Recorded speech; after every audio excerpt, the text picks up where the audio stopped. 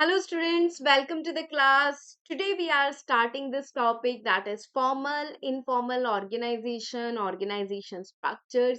Here we will be learning about various type of structures जो organization में हो सकते हैं जैसे entrepreneurial structure, functional structure, divisional structure, geographical structure and some boundaryless structures as well.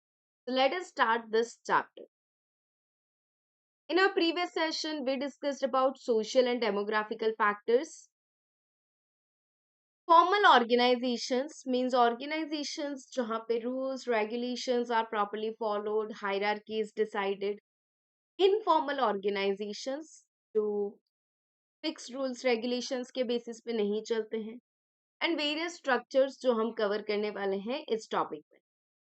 सबसे पहले formal organization क्या होते हैं जिसका structure एकदम planned हो, मैनेजमेंट ने डिजाइन किया हो, स्पेसिफिक गोल्स को अचीव करने के लिए वो फॉर्मल ऑर्गेनाइजेशन है जिसका स्ट्रक्चर एकदम प्लान्ड है. ठीक है.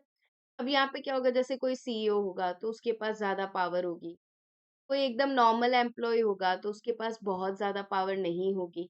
ठीक है. So it is as a skeleton, it provides a rigid, stable frame for the body. The formal structure provides documented framework for the company. मतलब जैसे हमारा skeleton होता है, एक फिक्स स्ट्रक्चर देता है बॉडी को, वैसे ही फॉर्मल ऑर्गेनाइजेशन में एक फिक्स स्ट्रक्चर होता है. कौन टॉप पे होगा, कौन मिडिल पे होगा, कौन बॉटम लेवल पे होगा, तो एक स्केलेटन की तरह काम करता है. रिजिड यहाँ पे स्ट्रक्चर है. लोगों की पावर उनकी पोजीशन से आएगी. जैसे अगर कोई सीईओ के रोल पे है तो उसको ज्यादा पावर है, मैनेजिंग डायरेक्टर है तो उसको ज्यादा पावर है. पर्सन के हिसाब से किसी को पावर नहीं मिलेगी, उनकी पोजीशन के हिसाब से पावर मिलेगी. अब फॉर्मल स्ट्रक्चर बनता कैसे है? पहला तरीका है स्पेशलाइजेशन. स्पेशलाइजेशन का मतलब आप वर्कर्स को डिवाइड कर रहे हो. ब्रिंगिंग द कॉम्प्लेक्स टास्क मतलब बहुत बड़े बड़े काम को हम छोटे छोटे रिपीटेबल टास्क में डिवाइड करते हैं. जैसे कि एक होटल है. अब होटल में एक काम है चेक इन करवाने का गेस्ट को और एक काम है हाउस कीपिंग करने का, सारे रूम्स वगैरह मेंटेन करने का. तो हमने होटल के कामों को ऐसे छोटे छोटे कामों में डिवाइड कर दिया. फिर जो चेक इन में एक्सपर्ट होगा उसे वो काम देंगे, हाउस कीपिंग में जो एक्सपर्ट होगा उसे वो काम देंगे. तो ये क्या है, ये डिवीजन है. हम काम को डिवाइड कर रहे हैं और फिर उस हिसाब से लोगों को रिक्रूट कर रहे हैं. That is specialisation, labour division. फिर आता है डिपार्टमेंटलाइजेशन. अब हमने काम को डिवाइड कर दिया, अब जो एक जैसे काम है वो एक ही ग्रुप में डिवाइड होंगे. जैसे समझाती हूँ. फॉर एग्जाम्पल, एक काम है मार्केट रिसर्च करने का, एक काम है एडवर्टाइजिंग करने का, एक काम है कस्टमर फीडबैक लेने का. ठीक है, ये कामों को हमने डिवाइड कर दिया. अब इन कामों को हमने एक डिपार्टमेंट में बना दिया कि ये पूरा का पूरा टास्क, ये सारे टास्क मार्केटिंग डिपार्टमेंट देखेगा. ऐसे ही एक काम है प्रोडक्ट बेचने का, एक काम है आफ्टर सेल सर्विस देने का, तो हमने क्या कर दिया, एक अलग सेपरेट सेल्स डिपार्टमेंट बना दिया उसका. बेसिकली जो सिमिलर तरह के काम होंगे उनको हम क्या करेंगे, एक डिपार्टमेंट में कन्वर्ट कर लेंगे. जो एक जैसे टास्क होंगे उनकी ग्रुपिंग करके एक डिपार्टमेंट बना दो. तो grouping related task into teams और डिपार्टमेंट्स, जैसे फाइनेंस डिपार्टमेंट, मार्केटिंग, सेल्स. फिर आता है कोऑर्डिनेशन करना. The glue that makes department work together. Departments आपस में कोऑर्डिनेट होकर काम करेंगे तो ही काम चलेगा. सिर्फ मार्केटिंग अकेला काम कर रहा है या सेल्स अकेला काम कर रहा है नहीं चलेगा. इनका आपस में भी कोऑर्डिनेशन होना चाहिए. जैसे मार्केटिंग वाला आके बताता है बहुत डिमांड है, वो प्रोडक्शन डिपार्टमेंट को आके बताएगा तो प्रोडक्शन डिपार्टमेंट ज्यादा प्रोडक्शन कर पाएगा. That is what is important. This includes standard operating procedures, manuals and reporting lines. Basically क्या है, यहाँ पे 3 स्टेप हमने देखे. पहले हमने काम को डिवाइड किया, फिर एक जैसे कामों को एक डिपार्टमेंट में कन्वर्ट किया, फिर डिपार्टमेंट्स का आपस में कोऑर्डिनेशन करवा दिया ताकि सारा काम स्मूथली हो, प्रॉपरली. इनफॉर्मल ऑर्गेनाइजेशन क्या होते हैं? इनफॉर्मल ऑर्गेनाइजेशन ऐसे पहले से फिक्स नहीं होते कि ये टास्क डिवाइड कर दिया, ये टास्क ये पर्सन करेगा, इस डिपार्टमेंट में होगा, ऐसा नहीं. They are spontaneous networks. मतलब एकदम स्पॉन्टेनियसली बनते हैं, अचानक से बनते हैं relations among the employees. It carries the messages and triggers reactions throughout organization faster than formal memos. समझते हैं कैसे? अगर एक ऑर्गेनाइजेशन में उसमें मान लेते हैं 4 लेवल पे लोग काम कर रहे हैं. सीईओ है, सीईओ के अंदर डायरेक्टर, डायरेक्टर के अंदर मैनेजर्स, मैनेजर्स के अंदर सुपरवाइजर्स है, ठीक है? सीईओ डायरेक्टर को कम्युनिकेट कर रहा है, डायरेक्टर मैनेजर को कम्युनिकेट कर रहा है, फिर मैनेजर सुपरवाइजर। मतलब समय लगेगा, टाइम लगेगा क्योंकि वन बाय वन जा रहा है। अगर सीईओ अगर डायरेक्ट ये सुपरवाइजर से दोस्ती कर ले, तो क्या होगा? सुपरवाइजर को सारी इंफॉर्मेशन डायरेक्टली पता चल जाएगी। डायरेक्टली पता चल जाएगी, इससे इंफॉर्मेशन फास्ट जाएगी। अगर हम फॉर्मल स्ट्रक्चर फॉलो करते हैं वन बाय वन, तो इंफॉर्मेशन स्लो जा रहा था। पर जैसे ही इनकी फ्रेंडशिप हो गई सीईओ और सुपरवाइजर की, तो इंफॉर्मेशन फास्ट फ्लो करेगी। Behaviour is governed by group norms and social pressures rather than written rules. यहाँ पे लोग कैसे बिहेव करेंगे इसका कोई फिक्स रूल्स रेगुलेशंस नहीं है, क्योंकि फ्रेंडशिप्स है, ग्रुप्स हैं। तो यहाँ पे इनके ग्रुप्स के हिसाब से चीजें चलेगी, जिस ग्रुप में जिस तरीके के लोग हैं। जैसे एक ग्रुप ऐसा है, जैसे हम क्लासेस में देखते हैं कि स्टूडेंट्स का ग्रुप बनता है। अब एक ग्रुप ऐसा है जो सब लोग पढ़ाई में फोकस्ड है, एक ग्रुप ऐसा है जिनको मजाक मस्ती घूमना फिरना पसंद है। तो जिस ग्रुप में आप होंगे उस ग्रुप के हिसाब से लोग बिहेव करेंगे, तो दैट इज इनफॉर्मल स्ट्रक्चर। ये कैसा स्ट्रक्चर हुआ? इनफॉर्मल स्ट्रक्चर हुआ। यहाँ पे कोई भी चीज एक फिक्स डायरेक्शन में नहीं चलती, इसे हम ग्रेप वाइन नेटवर्क बोलते हैं, जब कोई फिक्स डायरेक्शन ना हो। The unplanned informal communication channel, it is very fast and can help the oil the machine by getting things done quickly. इसमें चीजें फास्टर होती है। यहाँ पे पर रूमर्स भी फैल सकती है, इनएक्यूरेट अफवाहें भी फैल सकती है, क्योंकि इनफॉर्मल है, कोई ऐसा ट्रस्ट वर्दी प्रोसेस नहीं है। यहाँ पे इनफॉर्मल चल रहा है, तो मतलब रूमर्स अफवाहें ये चीजें भी फैल सकती हैं इन स्ट्रक्चर्स में। तो अगर हम फॉर्मल वर्सेस इनफॉर्मल की बात करें, फॉर्मल स्ट्रक्चर कैसे क्रिएट होता है? क्रिएट होता है लेबर डिवीजन, स्पेशलाइजेशन से हम डिपार्टमेंट्स बनाते हैं, फिर डिपार्टमेंट्स से हम कोऑर्डिनेशंस चाहते हैं। ये थ्री स्टेप प्रोसेस होता है। ये कैसे बनता है? स्पॉन्टेनियस, अचानक। ठीक है। अब अगर हम बात करें फॉर्मल स्ट्रक्चर की, तो फिक्स रूल्स है, रूल्स रेगुलेशंस है।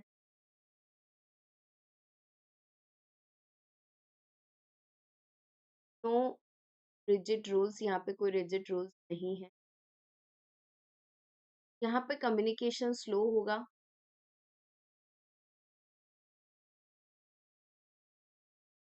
यहाँ पे क्विक एंड फास्ट होगा।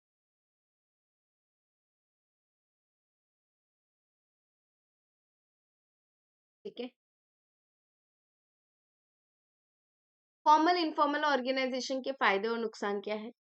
Advantages of informal organisation. Informal में क्या होता है कि आप जैसे पूरा फॉर्मल स्ट्रक्चर फॉलो नहीं कर रहे हो, तो ब्यूरोक्रेसी नहीं होती और प्रॉब्लम्स जल्दी सॉल्व हो जाती है। जैसे सुपरवाइजर डायरेक्टर डायरेक्ट सीईओ को कुछ कह रहा है, प्रॉब्लम बता रहा है, प्रॉब्लम क्विकली सॉल्व हो जाएगी। नॉलेज भी फटाफट शेयर होगा न्यू स्टाफ के पास, अनरिटन टिप्स नो हाउ फटाफट शेयर होंगे। इमोशनल सपोर्ट मिलता है, जब दोस्ती यारी होती है तो बिलोंगिंग्स मिलती है, स्ट्रेस कम होता है।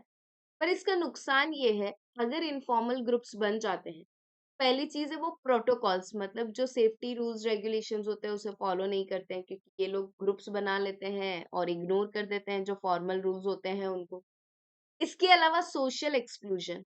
अब ये लोग क्या करते हैं, किसी और एम्प्लॉय को, जैसे अगर 5 लोगों का ग्रुप बन गया ऑफिस में, तो ये लोग किसी और पर्सन को एंटर नहीं होने देंगे, या किसी और को बुली करना, उनका मजाक उड़ाना, ऐसी चीजें भी होती है। Resistance to change. अगर informal leader dislike a decision, they can convince entire team to resist it.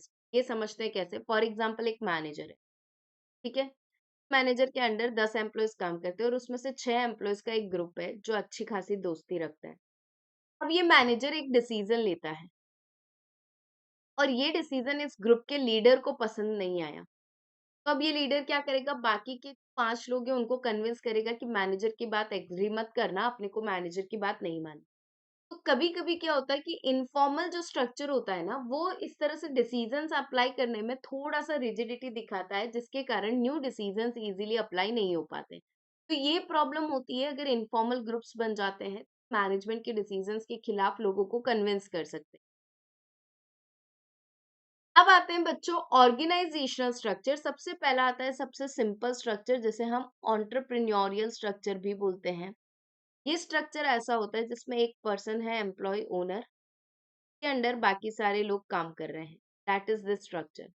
एक ही पर्सन है जिसके अंडर सब लोग काम कर रहे हैं, ओनर और एम्प्लॉय, डायरेक्ट इस तरह का स्ट्रक्चर है।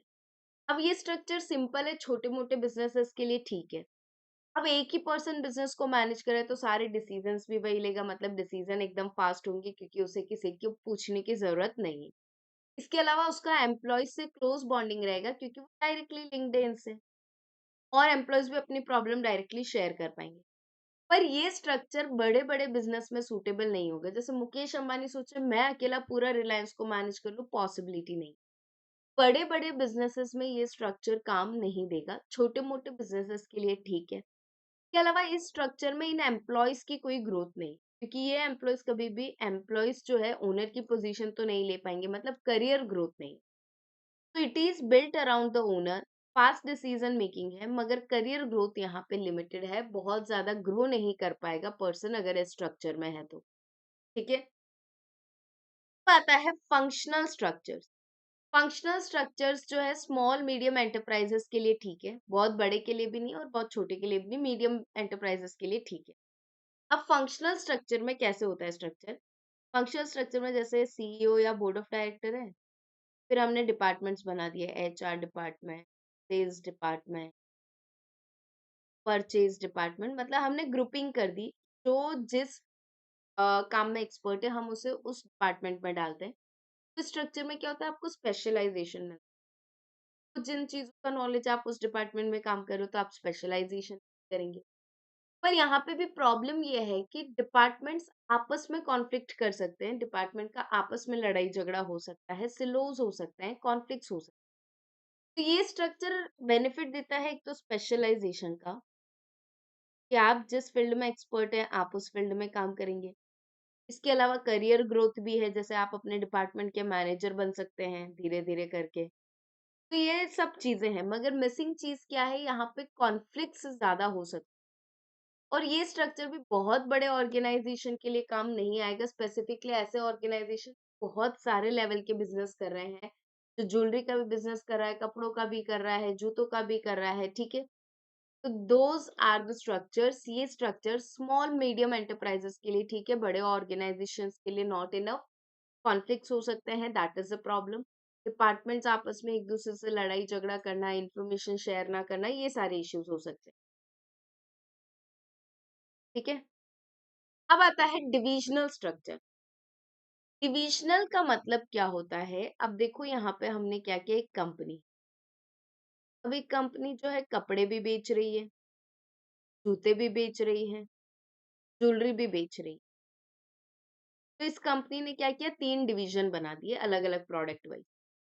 फिर कपड़ों का सेल्स परचेज खुद का डिपार्टमेंट है, जूतों में भी उनका खुद का सेल्स परचेज एचआर डिपार्टमेंट है, और ज्वेलरी में भी उनका खुद का डिपार्टमेंट है। मतलब एक डिवीजन एक सेपरेट बिजनेस की तरह काम कर रहा है, समझ रहे हैं आप?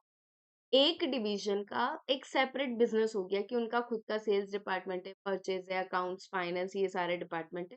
पूरा डिवीजन अलग है। जैसे रिलायंस है, तो रिलायंस का एक रिलायंस ट्रेंड्स का डिवीजन है, एक रिलायंस जियो का डिवीजन है, एक रिलायंस डिजिटल का डिवीजन है। तो इस तरीके से रिलायंस ने अलग अलग डिवीजन बना दिए। अब डिविजनल स्ट्रक्चर में क्या होता है, जो उस डिवीजन का मैनेजर होता है वो पूरा बिजनेस हैंडल करने का एक्सपीरियंस मिलता है, क्योंकि वो अपने डिवीजन के लिए रिस्पॉन्सिबल होता है। इसके अलावा डिविजनल स्ट्रक्चर का फायदा ये कि मैं जितने डिविजन्स बनाना चाहूँ बना सकती हूँ। जैसे अभी मैं 3 प्रोडक्ट में काम कर रही हूँ, आगे मुझे 3 और में भी काम करना है तो हम इजीली एक्सपांशन कर सकते हैं, कोई दिक्कत वाली बात नहीं है। तो इसमें ग्रोथ डाइवर्सिफिकेशन इजी होता है। इसके अलावा इस स्ट्रक्चर में कंपनी के जो ओनर्स या टॉप लेवल के लोग होते हैं उनको डिवीजन के बारे में सोचने की जरूरत नहीं, वो और बड़ी बड़ी चीजों पे फोकस कर सकते हैं, क्योंकि डिवीजन के लिए तो उन्होंने डिविजनल मैनेजर्स अपॉइंट किए होते हैं। मतलब वो अपना समय स्ट्रैटेजिक डिसीजंस पे फोकस कर सकते हैं कि क्या चीजें इंपॉर्टेंट है, होनी चाहिए, उन जगह पे वो लोग फोकस कर सकते हैं। ठीक है। तो that is the benefit of this structure, कि ये स्ट्रक्चर ग्रोथ देता है, डाइवर्सिफिकेशन, आप इजीली डाइवर्सिफाई कर सकते हो बिजनेस को, टॉप लेवल अपना समय स्ट्रेटेजिक चीज़ों पे इन्वेस्ट कर सकता है, time on strategy rather than divisions. ये बेनिफिट है इसके। पर इसका नुकसान क्या है? सबसे बड़ा नुकसान यहाँ पे है कि ये रिपीटेशन करता है। जैसे इनका भी सेल्स डिपार्टमेंट है, इनका भी सेल्स है, इनका भी सेल्स है। मतलब आपको हर डिवीजन में सेल्स डिपार्टमेंट बनाना पड़ रहा है, मतलब खर्चा ही ज़्यादा, आपका कॉस्ट बढ़ रहा है, आपका एफिशिएंसी कम हो रहा है। तो बेसिकली कभी-कभी डिविजन्स बनाने के ये नुकसान हो सकते हैं कि हमारा कॉस्ट डबल हो रहा है, कॉस्ट बढ़ रहा है। इसके अलावा जो सेंट्रल ऑफिस का खर्चा होगा, वो हम कैसे बाँटेंगे? कि सेंट्रल ऑफिस पे तो कोई काम हो नहीं रहा। अब सेंट्रल ऑफिस का खर्चा है तो थोड़ा इस डिवीजन में जाएगा, थोड़ा इसमें जाएगा, थोड़ा इसमें। तो यहाँ पे डिविजनल मैनेजर्स आनाकानी करेंगे कि हमारे डिवीजन में इतना खर्चा हम एक्सेप्ट नहीं करेंगे, इससे हमारे डिवीजन का प्रॉफिट कम दिखेगा, ये वो। तो ये एक प्रॉब्लम होती है। तो यहाँ पे हम डिवीजन प्रोडक्ट वाइज बना सकते हैं, जैसे मैंने यहाँ पे बनाया क्लोथ का, शूज का, ज्वेलरी का। एरिया वाइज भी बना सकते हैं। एरिया वाइज कैसे बनाते हैं? जैसे आपने बना लिया western division, eastern division. Customer wise भी बना सकते हैं, जैसे होलसेल कस्टमर, रिटेल कस्टमर, जैसे बैंक में होता है ना रिटेल बैंकिंग, और आपका जो कॉर्पोरेट बैंकिंग होता है वो।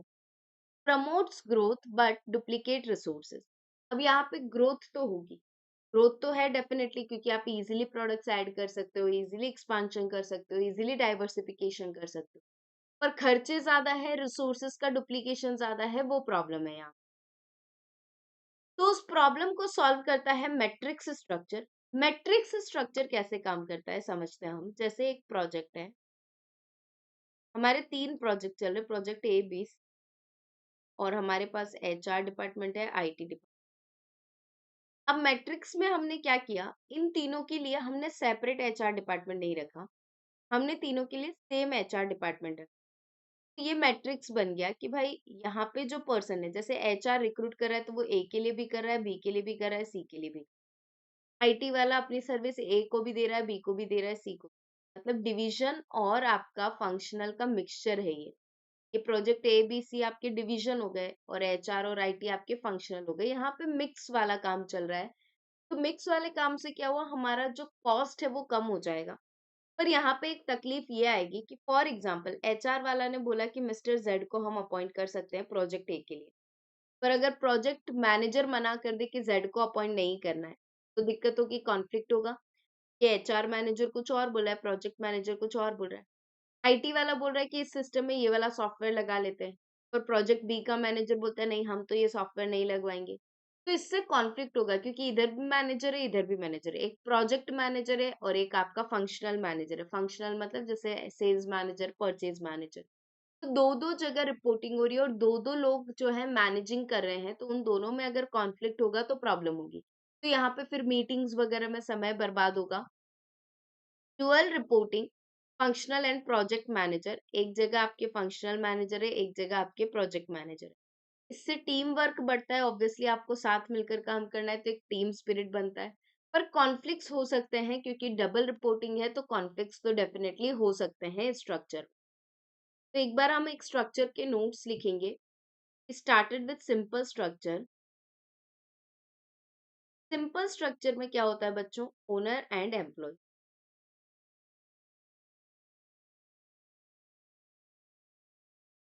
ठीक है, ये स्ट्रक्चर क्विक डिसीजन देता है, क्योंकि सिंगल पर्सन ले रहा है। इसके अलावा क्लोज बॉन्ड विथ एम्प्लॉयज है।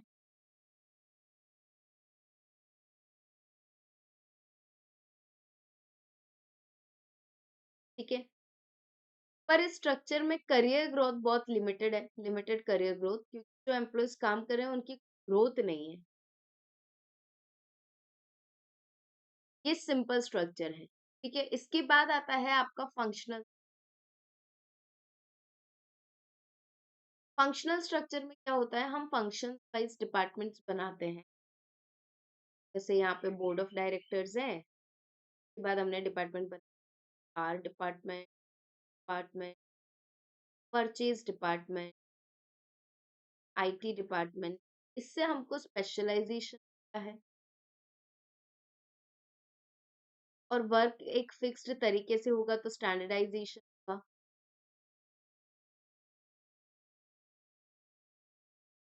ठीक है, पर प्रॉब्लम है, कॉन्फ्लिक्ट्स हो सकते हैं डिपार्टमेंट, कॉन्फ्लिक्ट्स इन डिपार्टमेंट।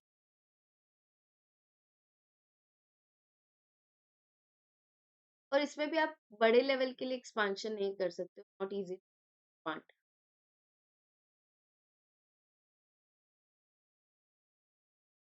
फिर आया आपका डिविजनल स्ट्रक्चर। डिविजनल स्ट्रक्चर कैसे फॉर्म होता है? इस तरीके से, board of director, there are division, product A का एक division, product B,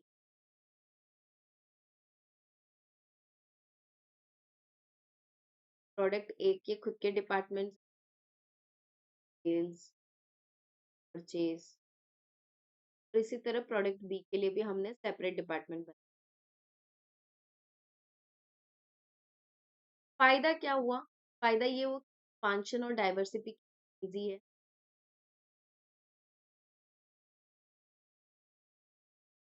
top level can focus on strategic things.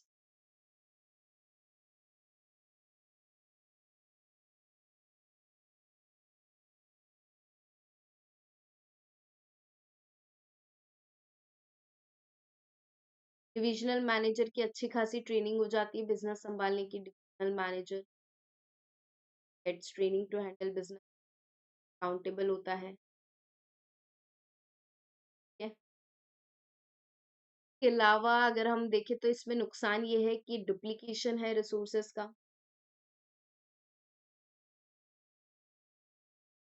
Central cost अगर कुछ होगी तो उसे एलोकेट करना मुश्किल होगा, क्योंकि डिविजनल मैनेजर्स एक्सेप्ट नहीं करेंगे, डिफिकल्ट टू एलोकेट कॉस्ट। अब आया मैट्रिक्स। मैट्रिक्स कैसे वर्क करता है? तो एक तरफ आपके प्रोजेक्ट्स होंगे, प्रोजेक्ट ए और बी, और एक तरफ आपके फंक्शंस होंगे, एचआर, सेल्स।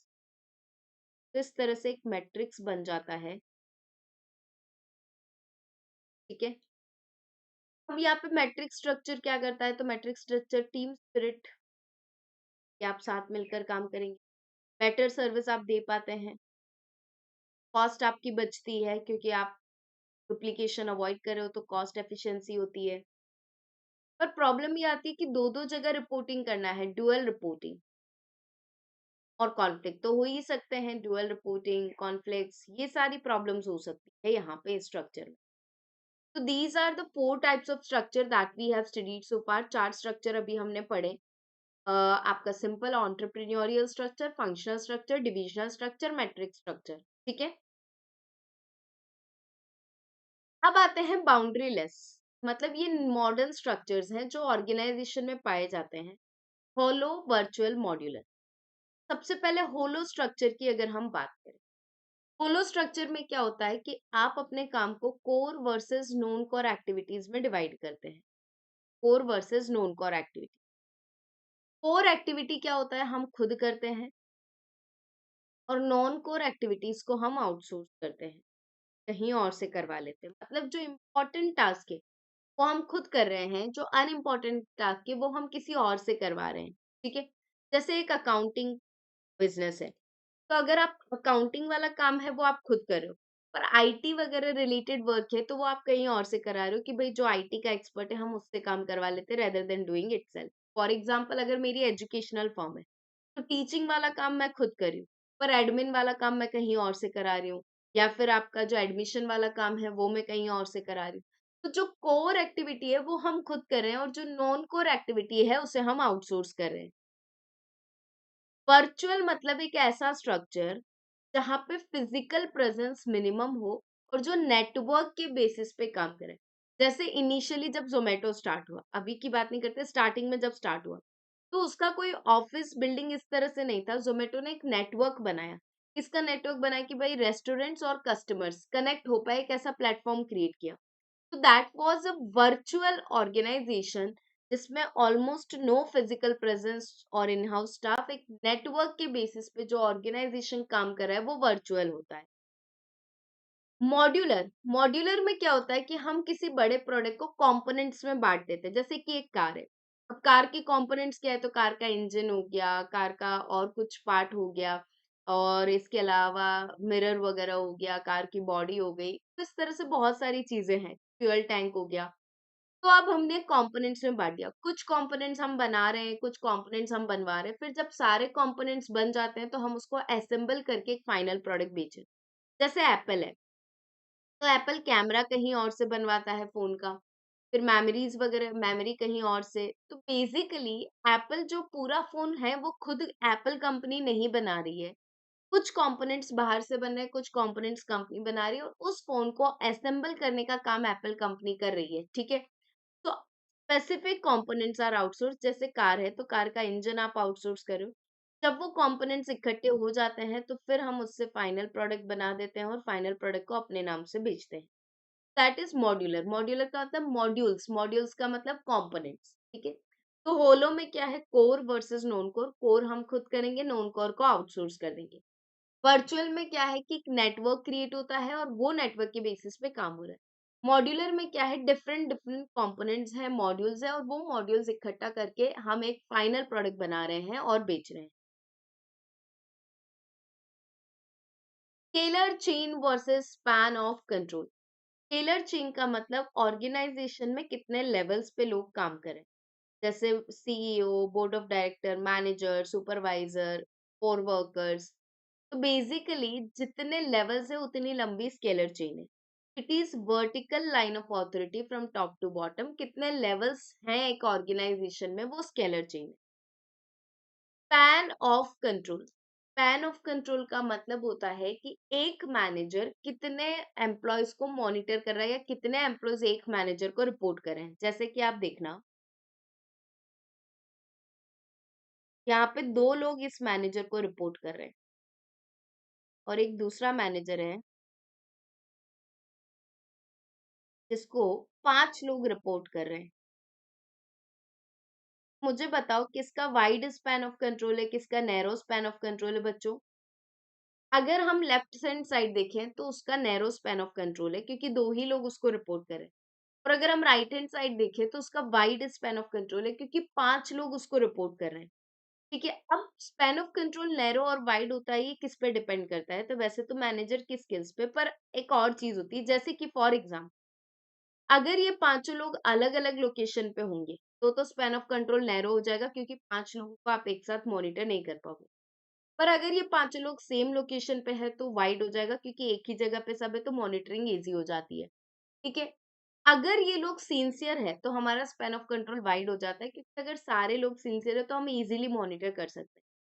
पर अगर ये लोग सिंसियर नहीं है, नोटोरियस है, तो उस सिचुएशन में स्पैन ऑफ कंट्रोल नैरो हो जाता है। जो काम ये लोग कर रहे हैं अगर वो रूटीन और रिपीटेटिव टास्क है, जैसे कि एक कॉल सेंटर है, सब लोग कॉल करते हैं उसमें, तो अगर 50-100 लोग हैं कॉल सेंटर में, 50-100 लोगों को भी हम मॉनिटर कर सकते हैं। पर अगर कोई पर्सन कॉम्प्लिकेटेड काम कर रहा है तो वहां पे हम 50 लोगों को मॉनिटर नहीं कर पाएंगे, अगर टास्क बहुत कॉम्प्लिकेटेड। तो ये डिपेंड करता है नेचर ऑफ वर्क पे, टाइप ऑफ पर्सन पे, लोकेशन ऑफ पर्सन पे, कि स्पैन ऑफ कंट्रोल वाइड होगा कि नैरो होगा। अब बात करते हैं टॉल एंड फ्लैट स्ट्रक्चर की। देखो, फ्लैट स्ट्रक्चर का मतलब जहां पे लेवल्स कम होते हैं, मतलब हम ऐसा बोल सकते हैं शॉर्ट स्केलर चेन, यहाँ पे लेवल्स कम है। ठीक है, ये फ्लैट स्ट्रक्चर है। यहाँ पे स्पैन ऑफ कंट्रोल वाइड होता है, मतलब आपको ज्यादा लोगों को कंट्रोल और मॉनिटर करना पड़ता है, एक ही पर्सन के अंडर बहुत सारे लोग हैं जिसे वो मॉनिटर कर रहा होगा, तो स्पैन ऑफ कंट्रोल वाइड होता है। टॉल स्ट्रक्चर में क्या होता है, टॉल स्ट्रक्चर में स्पैन ऑफ कंट्रोल नैरो होता है,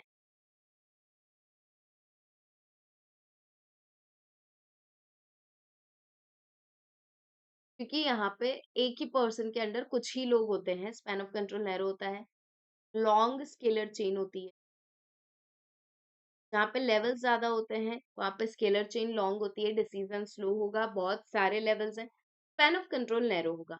और फ्लैट स्ट्रक्चर में स्पैन ऑफ कंट्रोल वाइड होगा, मतलब एक ही पर्सन के अंदर बहुत सारे लोग काम कर रहे होंगे, याद रखिएगा। ठीक है, इस पे क्वेश्चंस पूछे जा सकते हैं बच्चों। तो टॉल स्ट्रक्चर मतलब बहुत सारे level, long scalar chain, narrow span of control, यहाँ पे सुपरविजन ज्यादा अच्छा होगा, कम्युनिकेशन स्लो होगा, क्योंकि बहुत सारे लेवल्स के थ्रू कम्युनिकेशन होगा। फ्लैट स्ट्रक्चर में स्केलर चेन शॉर्ट होती है, वाइड स्पैन ऑफ कंट्रोल, होता है और कम्युनिकेशन फास्ट होता है क्योंकि लेवल्स यहाँ पे कम है। ठीक है। 3 लेवल्स होते हैं मैनेजमेंट के, एक होता है स्ट्रैटेजिक, दूसरा होता है टेक्निकल, तीसरा होता है ऑपरेशनल। स्ट्रैटेजिक मतलब टॉप लेवल, ऐसा लेवल जो 3-4 साल से ज़्यादा की प्लानिंग कर रहा है, मोर देन 3 इयर्स, 4 इयर्स, आने वाले 5 सालों में क्या करना है जो हम सोच, वो स्ट्रैटेजिक लेवल की प्लानिंग है। जैसे आने वाले 5 सालों में हमें पूरे वर्ल्ड के हर कंट्री में अपना बिज़नेस एक्सपांड करना है, तो ये एक स्ट्रैटेजिक डिसीजन है, टॉप लेवल का डिसीजन है, सीनियर मैनेजर्स लेंगे, लॉन्ग टर्म डिसीजन होगा, पूरे ऑर्गेनाइजेशन पे अप्लाई होगा। प्रैक्टिकल का मतलब मिडल टर्म डिसीजन, आने वाले 1-2 सालों में हमें क्या करना है, जो मिडल लेवल ऑफ मैनेजमेंट लेता है। जैसे सेल्स मैनेजर बोला है नेक्स्ट ईयर पे अपनी सेल्स को अपने को 20% बढ़ाना है, तो ये टैक्टिकल प्लानिंग है, मिड लेवल की प्लानिंग है। ऑपरेशनल मतलब बॉटम लेवल, जूनियर मैनेजर्स लेते हैं, शॉर्ट टर्म डिसीजंस होते हैं, जैसे 1-2 महीनों में क्या करना है, नेक्स्ट मंथ हमें क्या प्लान करना है, कितने लोगों को रिक्रूट करना है, कौन से प्रोडक्ट्स ऐड करना है, डे टू डे डिसीजंस जो लेते हैं वो ऑपरेशनल लेवल पे होते हैं। तो जो शॉर्ट टर्म प्लानिंग होती है वो जूनियर मैनेजर्स करते हैं, जो मिडिल टर्म प्लानिंग होती है वो टेक्निकल मैनेजर्स करते हैं, और जो लॉन्ग टर्म प्लानिंग होती है वो आपके सीनियर मैनेजर स्ट्रेटेजिक लेवल वाले लोग करते हैं। Centralisation versus decentralisation. सेंट्रलाइजेशन का मतलब सारा डिसीजन एक ही जगह से होगा, टॉप लेवल से होगा। डिसीजन सारे वहीं से तय होंगे, भले कोई भी लोकेशन पे आप काम कर रहे हैं, कितने भी लोग काम कर रहे हैं, सारा डिसीजन एक ही पर्सन टॉप लेवल पे ले रहा है, मतलब टॉप लेवल के लोग ले रहे हैं, 2-3 लोग हैं, वही सब कुछ तय कर रहे हैं। तो ऐसे ऑर्गेनाइजेशन में टाइट कंट्रोल रहता है, क्योंकि आपको सब कुछ टॉप लेवल को पूछ कर करना पड़ेगा, आपके पास फ्रीडम नहीं है कोई भी चीज खुद डिसाइड करने की, तो वो सेंट्रलाइजेशन है।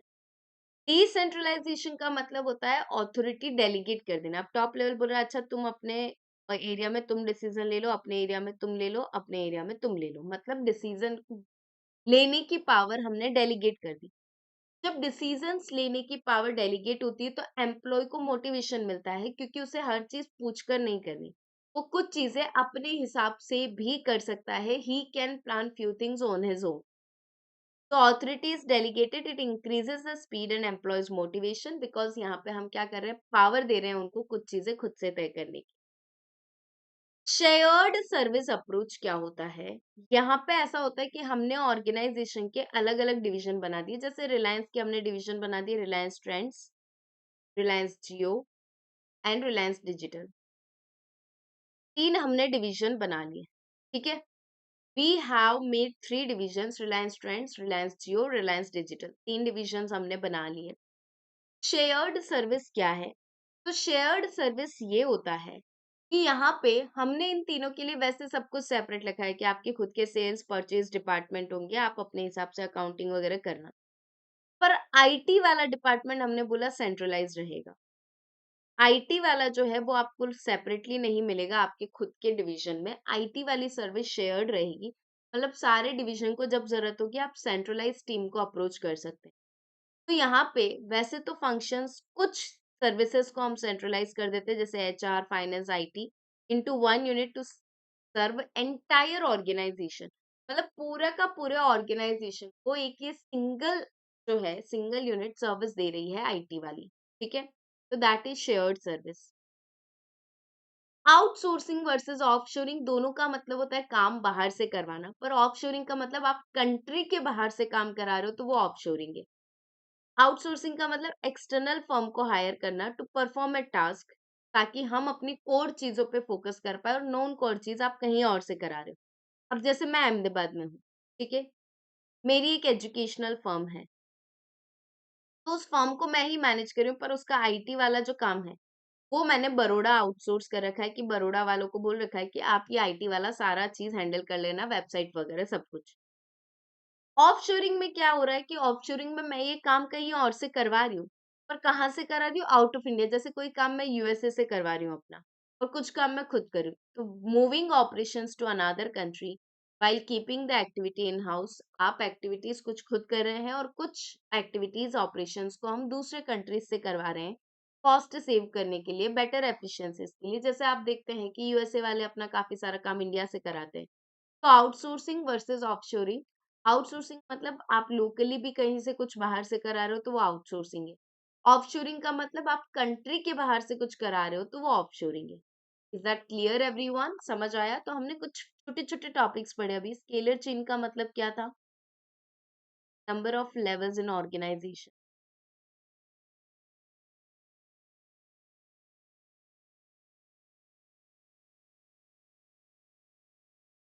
That is scalar chain. हम स्केलर चेन में कितने लेवल्स है organisation, that is what scalar chain is. Shorter और लॉन्गर ये तो हमने देख लिया, फ्लैट और tall organisation. Span of control का मतलब number of employees reporting to a manager.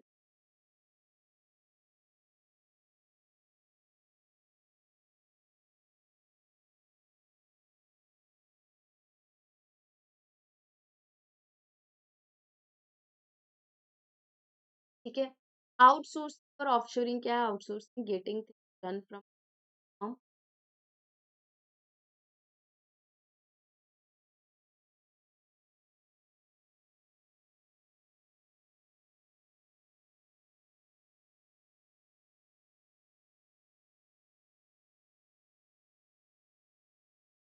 Offshoring is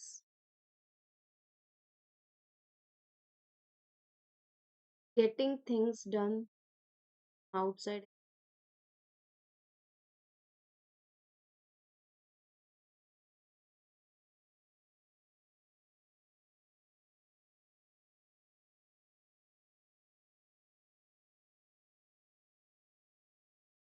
Shared service, while there are division.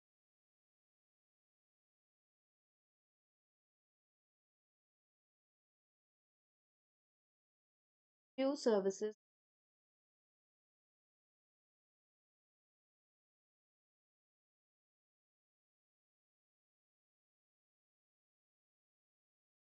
entire.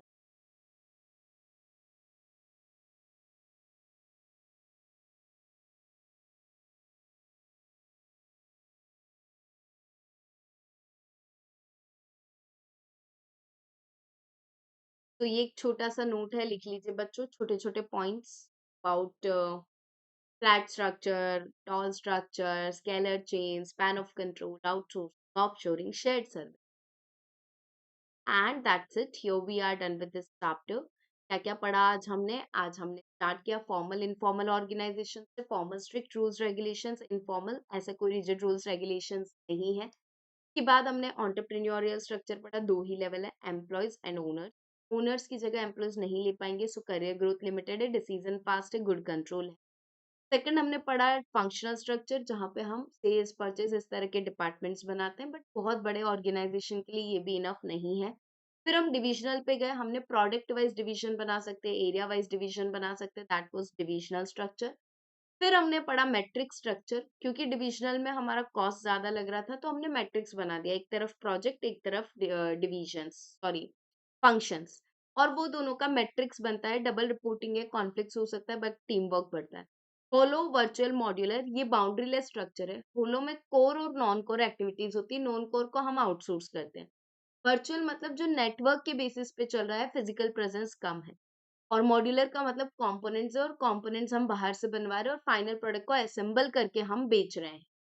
फिर हमने पढ़ा कुछ छोटे छोटे पॉइंट्स को, टॉल स्ट्रक्चर, फ्लैट स्ट्रक्चर।